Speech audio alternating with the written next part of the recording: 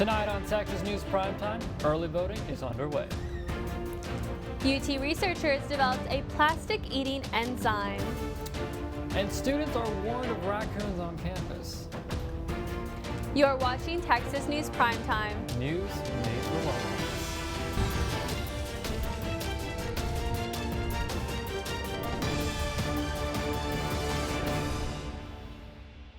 Good evening and welcome to Texas News Primetime. For Monday, May 2nd, I'm Lucy Lopez. And I'm Kevin Bosker. Thank you for joining us tonight. Early voting is underway for the May 7th special election. On the statewide ballot are two proposed amendments to the Texas Constitution. Local municipalities and school boards are also holding elections. Polling places on campus include the Perry Casandanda Library and Flan Academic Center.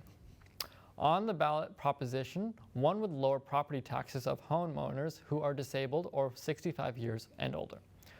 Proposition to increase the homestead exemptions of residents from $25,000 to $40,000 for public school taxes. The measure would mean less tax revenue is going to Texas school districts, but the state has said it will reimburse school districts for lost revenue. A primary runoff election will be held on May 24th. Incumbent Attorney General Ken Paxton will face Land Commissioner George P. Bush in the Republican runoff. Attorney Rachel Garcia and former Galveston Mayor Jove Jaworski will compete for the Democratic nomination. This Saturday, residents in the North Austin suburb of Leander will vote on whether or not they want to keep Capital Metro public transport services in their city. Adversaries of Leander's partnership with Cap Metro say there are too few riders on the transportation to justify the $9.8 million expense the city paid last year. Supporters of the partnership argue that it will be worthwhile now that there has been an influx of people moving to Austin from different parts of the United States, and that the transportation will be in fact useful. The fine for leaving the partnership was $42.3 million in late March, based on a formula in state law. The cost changes daily and can't be determined until voters make the decision. If the city decides to end the partnership, the city will be required to continue paying its 1% annual sales tax to Cap Metro until the penalty is paid off. After being shut down for the past 2 years, the White House Correspondents' Dinner made its grand return. President Joe Biden and the First Lady Jill Biden were present, marking the first time a president appeared at the dinner since 2016. Biden poked various jokes throughout the speech, citing how journalists are in the room, quote, the only group of Americans who have a lower approval rating than I do, end quote. However, it wasn't the president that stole the night. Comedian and Daily Show host Trevor Noah made some noteworthy points that our people are still talking about. Here's a snippet of what he said. You realize how amazing it is. Like, in America, you have the right to seek the truth and speak the truth, even if it makes people in power uncomfortable, even if it makes your viewers or your readers uncomfortable. You understand how amazing that is? I stood here tonight and I made fun of the President of the United States, and I'm going to be fine. I'm going to be fine, right? Governor Greg Abbott said Friday that he will reallocate $500 million to Operation Lone Star, the border security initiative along the Texas-Mexico border. The governor is taking $200 million from Texas Health and Human Services, $160 million from the Texas Department of Public Safety, and tens of millions from other departments. Abbott said that the reallocation would not, quote, affect any agency or program function, end quote, but the governor did not give any specifics on whether there would be budget cuts. Migrants detained under Governor Greg Abbott's Operation Lone Star are now attempting to sue Greg Abbott's border mission struck down in federal court. The move by Abbott has been a lightning rod since the controversy first struck back in September 2021. Abbott originally claimed that the move was intended to fight drug trafficking and Mexican cartels, but the lawyers representing the migrants argue the Operation Lone Star treats migrants differently during the prosecution than others prosecuted for the same crime. Attorneys representing the plaintiffs also said defendants are asking to be released from custody after posting bond, entering a plea deal. or when the charges are dropped. A new certification exam for teachers could soon be adopted by Texas. In June, the Texas State Board of Education will consider switching from its current exam of 100 multiple choice questions to a more intense test teachers must pass before beginning instruction. The new exam's questions are essay format, and teachers must also submit a sample lesson plan and a video of them teaching a class along with a report on students' progress. While some say that the exam will better prepare teachers for real-life scenarios in the classroom, opponents say that the more expensive fees associated with the new test create barriers for people of color. 2 states that have already used the exam have now dropped it. I think we have a bad year coming, says Randy Denzer, Vice President of Austin Firefighters Association. Denzer, and along with many other firefighters across Central Texas, are fearing a repeat of the 2011 wildfire season. For context, the 2011 season saw 30,896 total fires and more than 9.9 million acres burned. However, if Central Texas does see some spring rain, then we may be able to avoid such a disaster from occurring. The hope for such rain is not as high as we would like it to be, as the latest U.S. Drought Monitor report showed that drought conditions continue to intensify in Central Texas. To be prepared for a potential wildfire, make sure you clean out your yard's debris and create a wildfire evacuation plan. A little preparation now could potentially save your life down the line.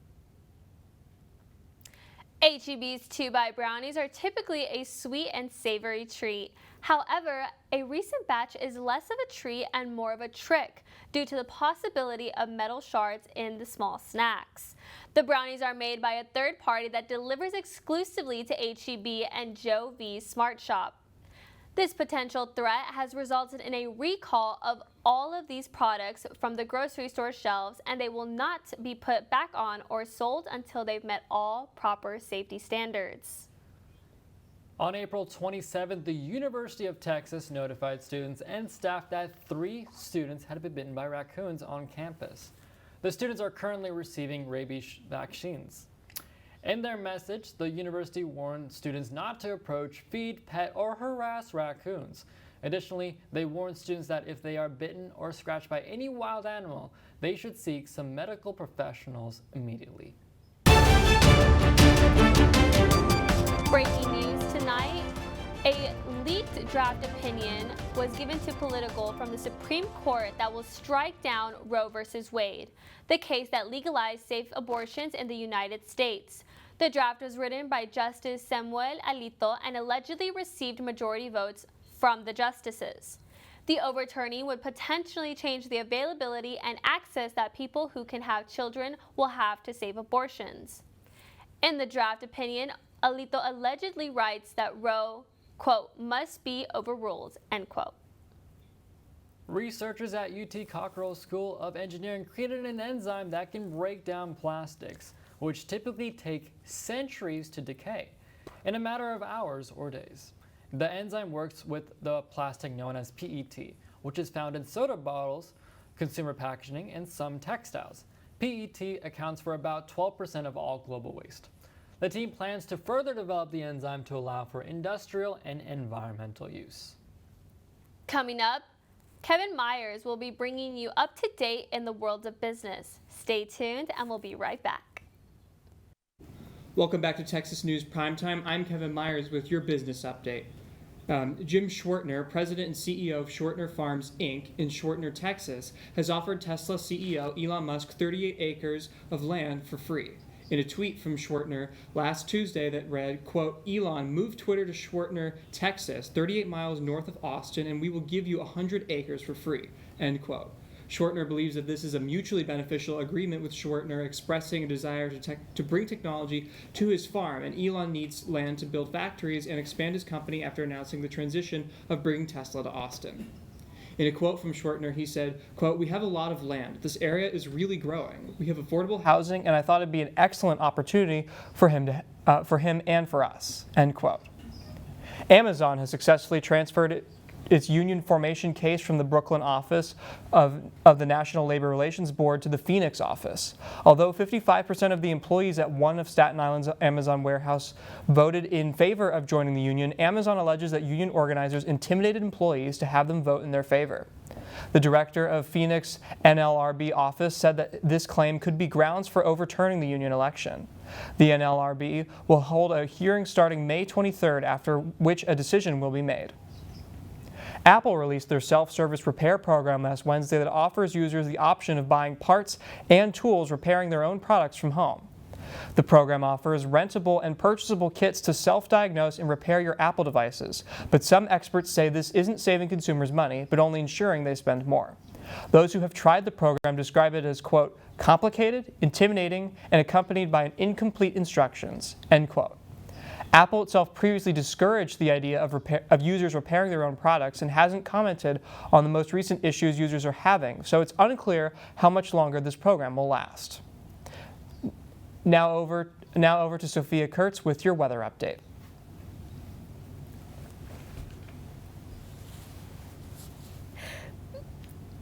Howdy, hey Longhorns! I'm Sophia Kurtz bringing you your weather update. Tonight, after a humid high of 84 degrees during the day, you can expect to see a cool 71 degrees and mostly cloudy skies. Tomorrow is heating up with a high of 89 degrees of mostly cloudy skies and a low of 70 degrees. For Wednesday, grab those raincoats and umbrellas. There will be scattered thunderstorms throughout the day with a high of 90 degrees and a low of 71. On Thursday, more of the same with scattered thunderstorms with a high of 88 degrees and a low of 69.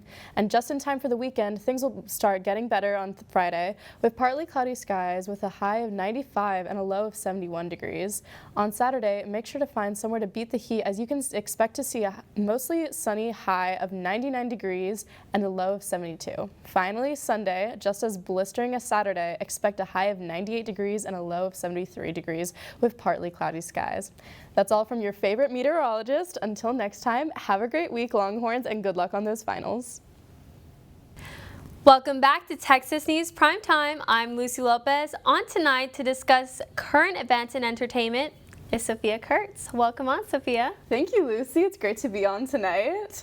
So, Met Gala's tonight. Let's talk about it. Apparently, everybody's outfits are low-key flopping. The only thing that I've seen personally that I'm impressed with is Billie Eilish, Blake Lively, and Phoebe Bridgers and Paul Mescal.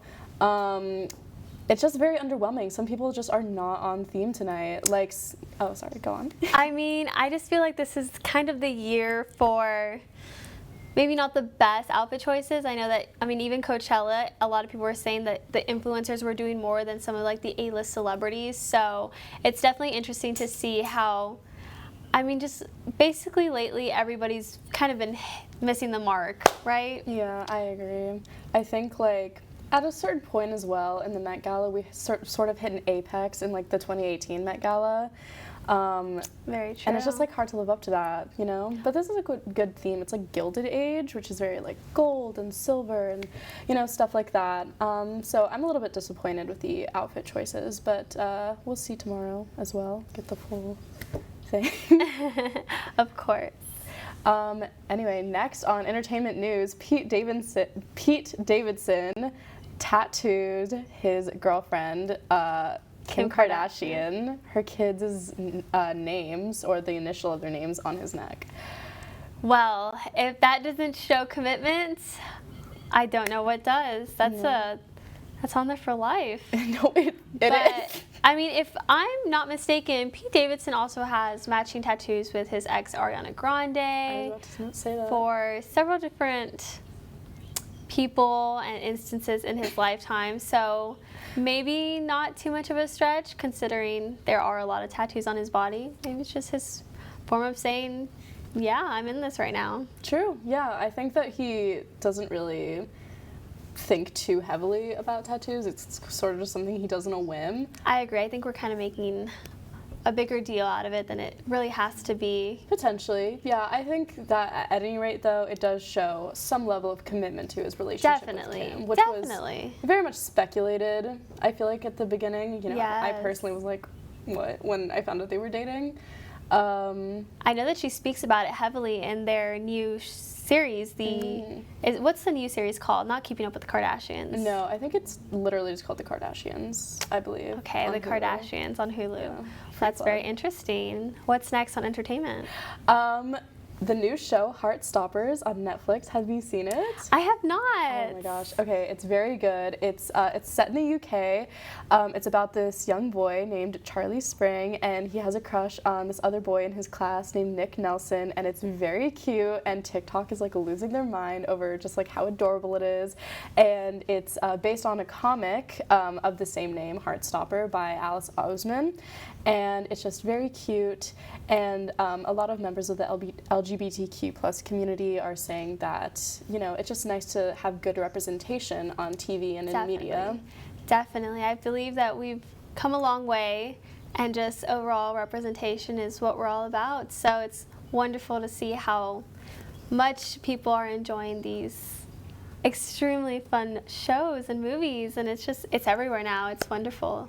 Yeah, I agree. You know, I've been seeing a lot about it on like social media and people making like edits of it and stuff, and I just think that it's... Have you seen it yet? You know, I have started watching it. I think I'm on like the second episode, but it is finals week, so I'm trying to make time for it. But you know, I have not quite finished it. But there's only like 8 episodes, like 20 minutes, 30 minutes long each. So it's very much like you know, you can finish it in one sitting type of show. Oh, really? Yeah. Oh, those are the best, though. Yeah. I'm definitely gonna have to take a look at it. I personally love baking shows, so who knows? Yeah. Maybe I need to start getting into actual non-reality TV. Yeah. What reality TV shows do you enjoy? So I'm really into baking shows, like I said. Baking Impossible was a good one. I don't know if you've seen that one. What's that one about? So Baking Impossible is basically a take where they have not two, but tons of engineers and then tons of professional bakers, and they pair each person into these groups in order to make like impossible engineered cakes, and it's a lot of fun. And then I watch Is It Cake, where they make hyper-realistic cakes. That show, in my opinion, is stupid, And but I don't think like no, just like the concept. Not I think I can like see the it. entertainment. I do love some of the characters on the show, and I really also love what was the last one? Nailed It. I don't know if you've seen it. I've heard of it. It's basically amateur bakers trying to make extremely difficult cakes, and it's just insane. Wow. But yeah, I mean, the Kardashians, I never really watched the show because it's reality TV, but not the type of reality TV that I like. I understand. Yeah, I get you. What else in the news of entertainment can you tell me about? You know, actually, I think that's it. I think that is all I have for entertainment tonight. Wow, that is wonderful. Thank you so much, Sophia, for coming on tonight. And we look forward to seeing you back on Texas News Primetime after the break. Welcome back to Texas News Primetime. Tonight is our final show of the academic year. And what a year it has been, My Kevin. goodness, I can't believe time has really flown by, hasn't it? And It has. I mean, I'm gonna miss this show for sure. I mean, over the entire summer. I mean, do you have any plans? I'm going to LA. I will be interning at a company. I'm hoping to get one in particular, but we don't want to jinx it. But yeah, I'll be doing UTLA. What about you? Yeah, I'm going to India actually. Oh, wow. Yeah, so maybe I can get a little bit of shots, maybe some fun stuff. Who knows? We'll have to see, and all that kind of stuff. But Well, as the ending of our show has come, we have so many things to say, but I know, Kevin, there's a few things that we must say before we can just end the show on one final note. let's go for it, shall we? Well, all right. There are some people we have to thank to make sure this show runs as smoothly as possible. Let's start off with our news director, Josh Fowler. Mr. Fowler has been instrumental in leading the entire crew this semester through thick and thin. Sadly, he's departing us this semester as he is a senior, but we wish him well in his future endeavors. Next up, we have Aidan Sharaba, often the very first in the control room. For pre-production, there is no doubt he is one of the hardest workers on this show. His effort to make sure all the graphics and script are ready to go on time should not go unnoticed. Thank you. Kevin Myers. He has been the biggest influence in our rebrand this semester. We should have talked about it a little bit. Like, this entire semester has just been insane in terms of how we've built. Our entire rebranding of this news is just insane, and we can accredit these people, like I said. But for sure, Kevin has a big thanks in that part, for sure. Definitely. Mariela Viela, she is always trying to contribute in some way or another across all areas of the show. Not only that, her bubbly personality has always lifted everyone in the room in every situation. Sammy Gould, our floor director, who is actually right in front of me right now. I can see her glowing smile, but she makes sure that every single anchor on this desk knows exactly what to do when we're live. The rest of our fantastic on-air talents, whose names are Andres Calixto, Tania Velasquez, Sophia Kurtz, and Edley Termillion, their glowing personalities make the show interesting, captivating, and most of all, extremely fun. And most of all, and finally, we have to give a big thanks to you viewers at home. Thank you for being with us every single Monday night. That's all we have for you tonight. Make sure you stick around, and we hope to see you for next year's Texas News Primetime. You can follow us on Twitter and make sure to check out our Instagram profile at TSTV News. I'm Lucy Lopez. And I'm Kevin Bosker. Thank you for starting your week with us tonight. Now go out and change your world.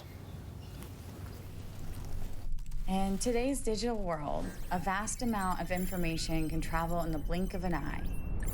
It's overwhelming. Today, it's harder than ever to know what's real and what's not. To tune out the noise to get what matters most. That's why focused reporting is at the core of Texas News Primetime. We curate the most important stories for students to know. It's your weekly briefing on the UT community and what's happening in the world around you. This is news made for Longhorns. This is Texas News Primetime.